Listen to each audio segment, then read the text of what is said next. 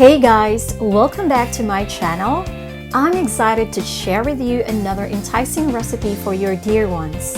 Once again, this is Eat, Travel, and Indulge with Jen. I hope you all are safe and healthy at all times and continue to stay at home as much as possible.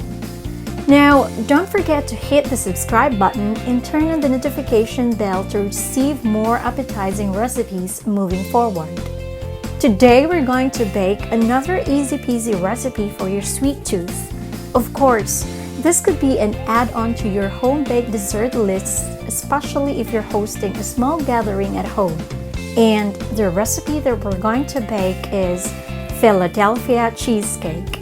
Again, this is simple, yet it tastes so good for your palate. And I recommend you to give it a go and bake this easy recipe because not just adults, but kids will definitely love it too. So let's get started.